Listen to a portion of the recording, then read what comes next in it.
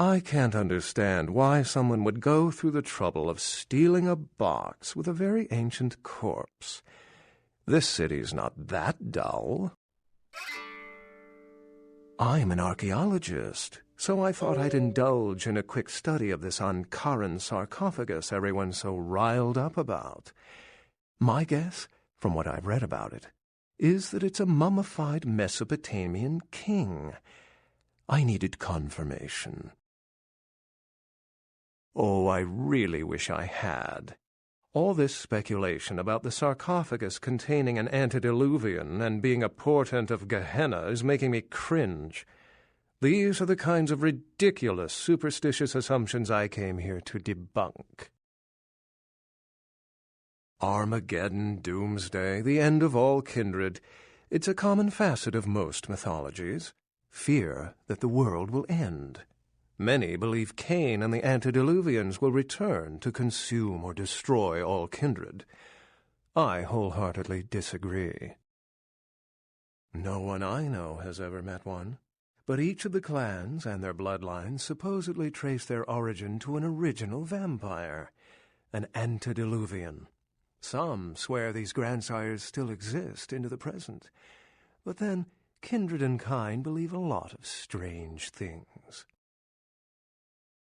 Cain is the biblical first kindred and founder of the mythological first city, Enoch, a place where kindred and kind coexisted. I believe Cain's a figure concocted to personify the transition from nomadic society to agrarian society.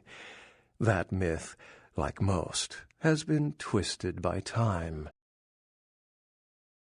Thin bloods rarely exhibit features or powers of their clan, and many can't embrace. Some are even rumored to have reproduced. Many kindred are terrified that their weak blood heralds the dissipation of every bloodline. Somewhat of an ignorant reactionary response, don't you think? As I said, many cultures have the fear of some form of apocalypse. Kindred believed in these stories when they were human, and naturally carried them over into kindred myth. But it doesn't take a supernatural act to cause widespread destruction. Humans and kindred are just as capable of managing their own destruction as a deity. A self-realized Gehenna warrants more vigilance than a god-induced one, don't you agree? Such is my argument, which so frequently falls on deaf ears. What prophecy doesn't have vague, apocryphal signs? Let's see. The usual ones cited are the appearance of thin bloods, Cain sightings, doom, gloom, that route. For 300 years I've been trying to determine the function of our existence, the kindred's role in the world. I'm not content to attribute it to some act of supernatural biblical vengeance. We exist for a reason, and if it takes another 300, I'll figure it out. Any thoughts? Yes, I've heard that theory before. It certainly seems plausible, but there's little proof to support it. Still, it's a better explanation than a divine sentence for manslaughter. Remember, the truth won't be told in time. It will be told by us. Well, my work here is stolen away into the night. Think I'll do the same. So, seeing we're the same breed, how would you feel about earning some goodwill?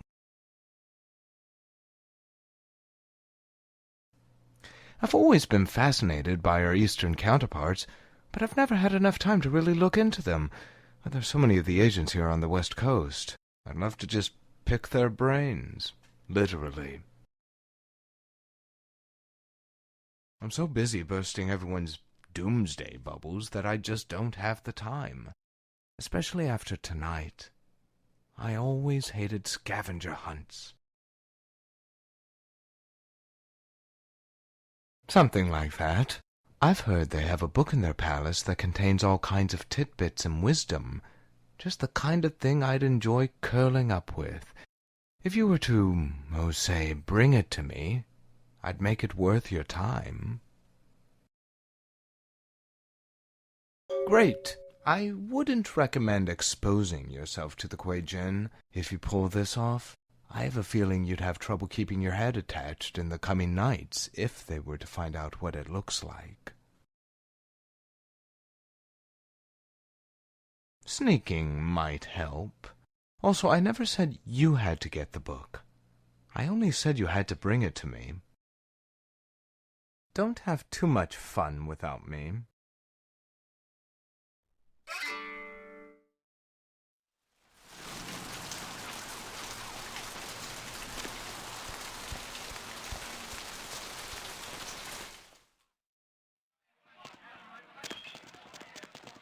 Hey, what's up, girl?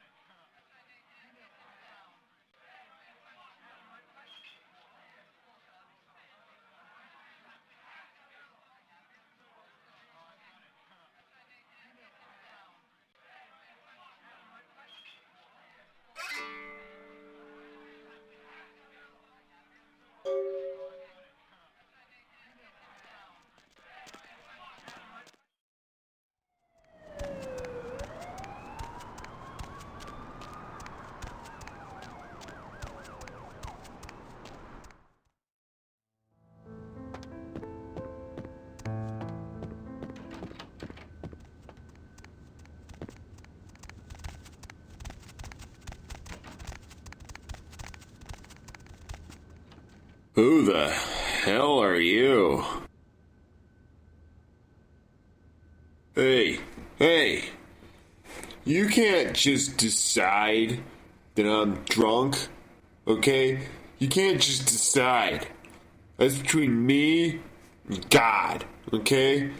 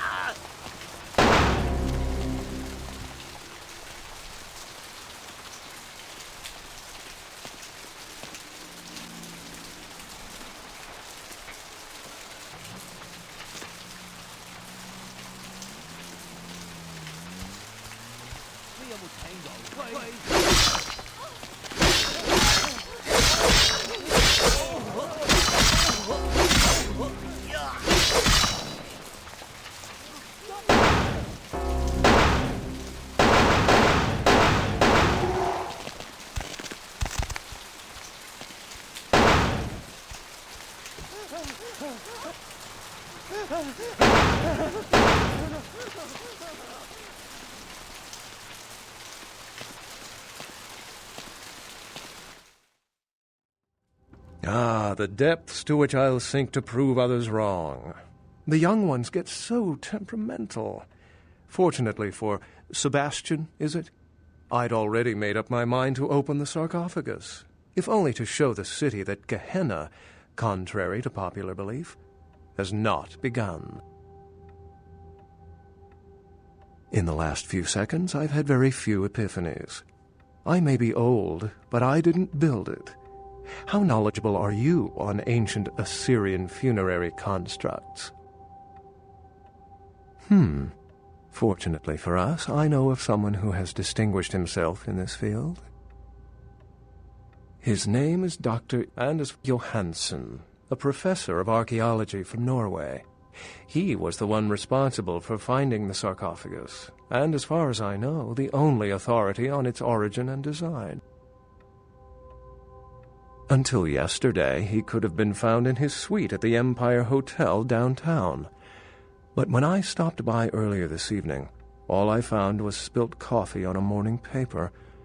Appears he's been abducted. I detected the scent of myrrh incense, which is usually burned in monasteries. Also, I found beach sand in part of a muddy footprint. Putting two and two together, I located a monastery near a beach in Malibu, where I believe hunters are holding Johansen captive. Actually, there were 2 hunters on the roof of the building opposite the hotel who were positively delighted to tell me everything they knew, provided I stopped dangling them head first over the side. The hunters abducted Dr. Johansen for his own protection, or at least that's how they've justified it. He's being held by the Society of Leopold and used, quite ingeniously, as bait for Prince Lacroix's minions. Sebastian mentioned you ran into one of the hunters from the Society of Leopold some time ago. They're so secret a church organization, I don't even think they know if they exist. But essentially, they're murderers for Christ, or some such deity. You'll have to go to the monastery and find a way into the tunnels beneath, where the hunters are holding Johansen.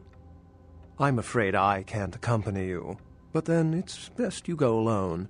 Too many of us might set them off, like fundamentalists on contrary opinion. It's not that I don't love walking into the heart of danger to curry favor with the local magistrate of the hour, but actually, that's exactly it. I'd rather not get involved in the politics of it. Besides, I'd better document the sarcophagus before Sebastian's goon smashes it open. I wouldn't recommend walking. Certainly, Sebastian's already provided cab fare. I'm sure he always spares no expense when archaeology is at stake.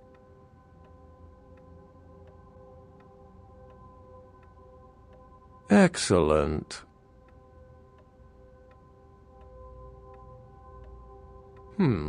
I've said quite a lot about myself already. I know even less about you than you do me. Why don't you tell me about yourself? Clans have little to do with personality. You're thinking of cults.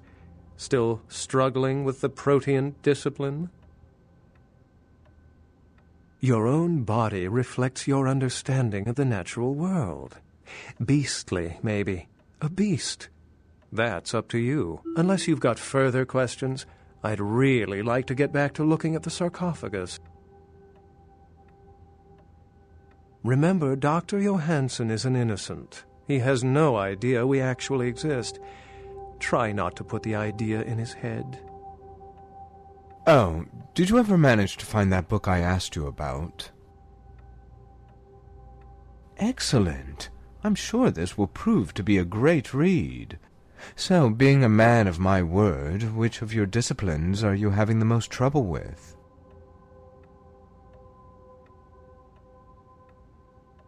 And so, with enough practice, instead of invoking the beast, you can instead project it into animals. even kine.